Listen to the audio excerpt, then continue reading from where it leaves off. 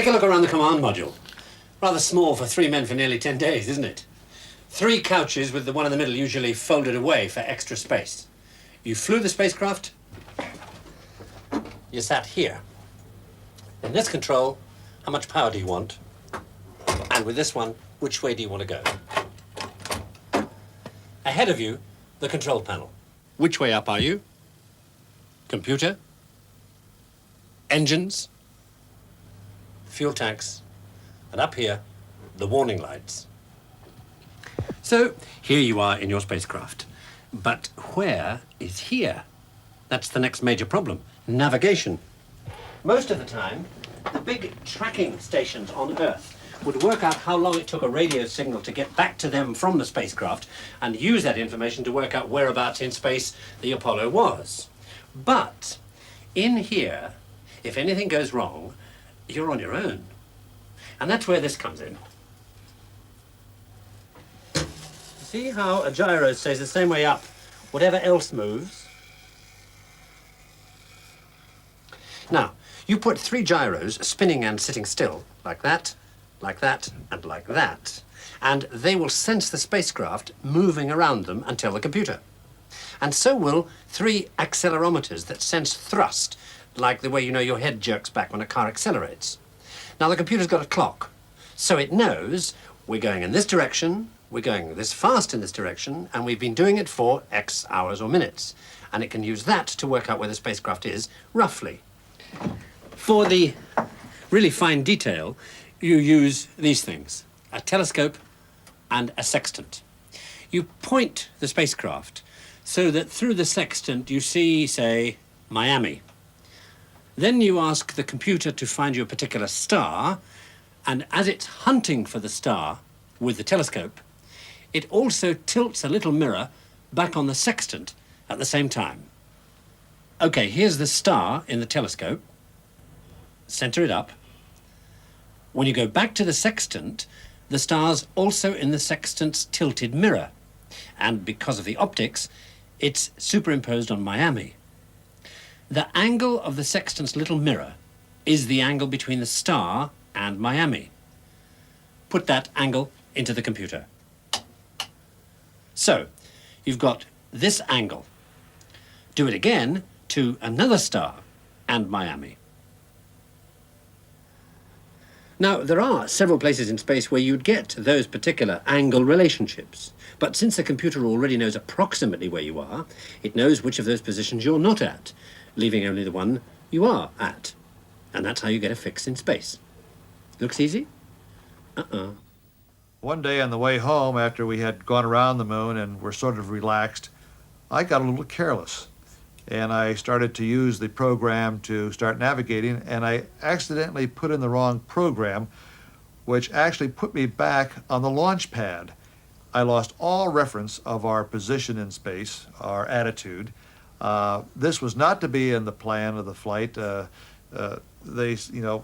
wanted to keep everything going. This was the very first flight, and naturally we didn't want to lose our reference because we could not make that safe entry back home again. And so everybody was quite concerned until I manually looked around the sky and found 3 stars that I recognized, since the computer could not tell me any longer what star was which. And I then did a manual alignment of the platform, and from then on we were back in good shape again. The next problem to solve was this: how the lunar module coming up from the moon's surface would find the command module after a 60-mile ascent and go through the complex maneuvers of matching position and speed accurately enough to make this last movement, which is speeded up on the film, with the kind of precision needed to hit the docking target dead on. Tell you what we have captured. There we go. I believe we're there.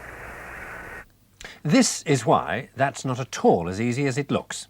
Suppose you're in the lunar module, trailing the command module at the same speed in the same orbit. To catch him up, you fire your engine. Wrong. That puts you into a higher orbit than him, and higher orbits are slower orbits. Perversely, you should have done exactly the opposite. Fired your engine as if to go directly away from him. That drops you into a lower orbit, and lower orbits are faster, so you catch up.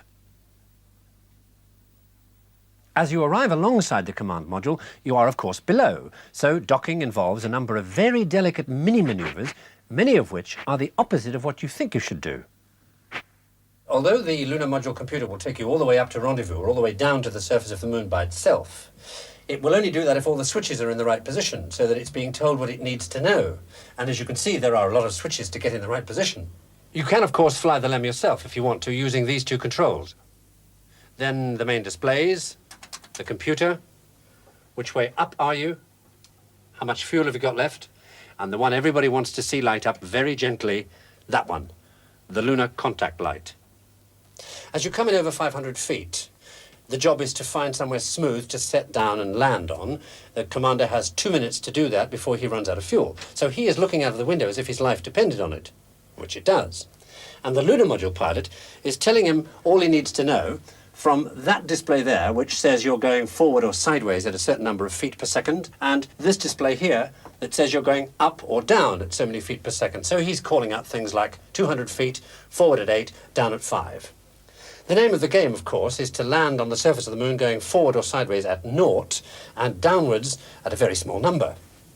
Looks easy.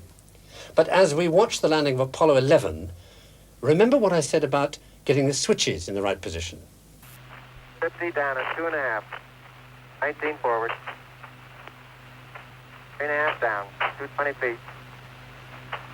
13 forward.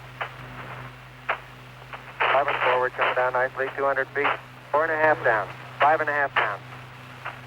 Let's just stop the landing there for a minute while I tell you about all the other people who were doing it too. The people the crew were calling Houston. There were about 70 of them, and they were split into 4 shifts.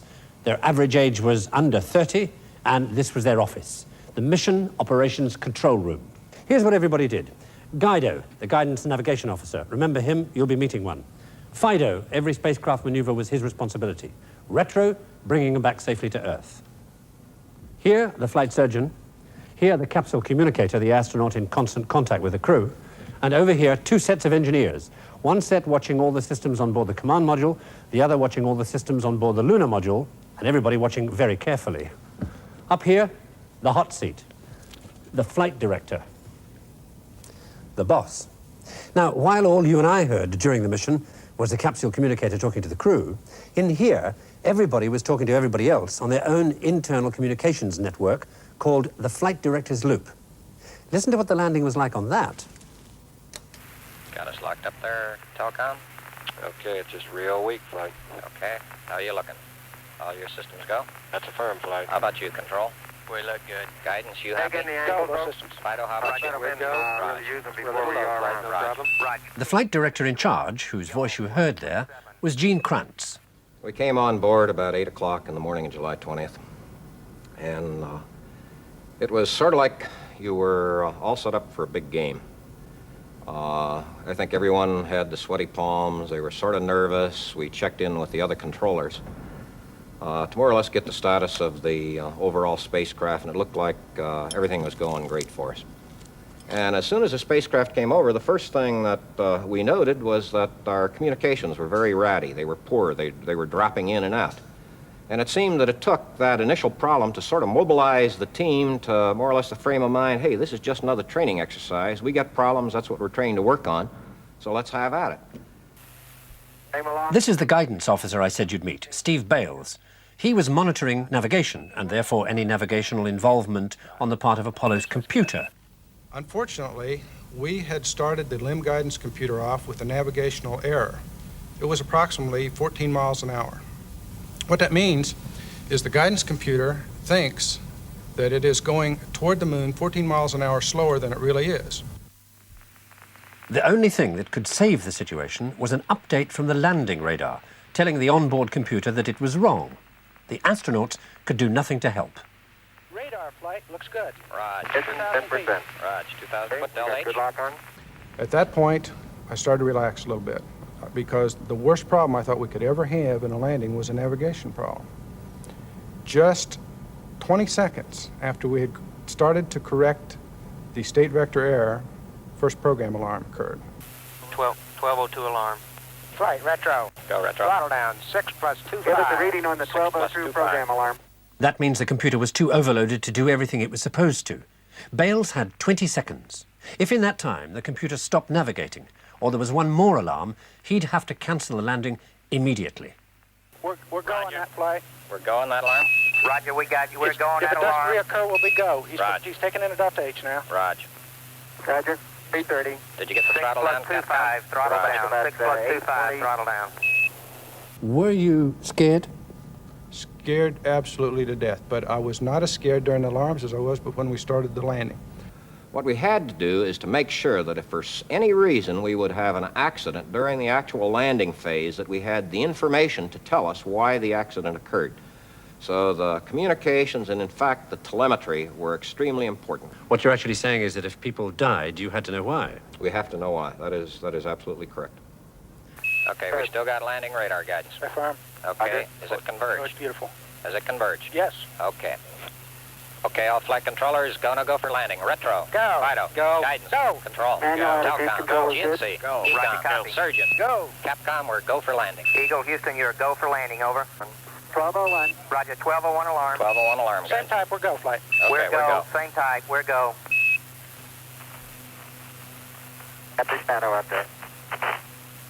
50. One of the major problems caused by the 5 computer emergencies during descent was that the crew were able to look out and see where they were only in the last few minutes. So they weren't exactly happy. We were certainly aware of some of the problems. We knew we had a tight fuel budget. We didn't know the computer was going to act up on us as it did. The alarms had occurred because a rendezvous radar switch had been left on, flooding the computer with an overload of data it didn't even need during the landing. A switch was in the place that we told the crew to put it. We had not been super smart. If we'd have been super smart in the 2 or 3 months before the landing and have thought about this circuit and had thought about what the possible implications might be, then we'd have caught it. Forward. That's 40 feet down, 2.5. Picking up some dust. 30 feet, 2.5 down. Straight shadow. Stand 4 forward. 4 forward, drift into the right a little. 30. 30 30 seconds. 30 seconds. Forward. They had 30 seconds of fuel left.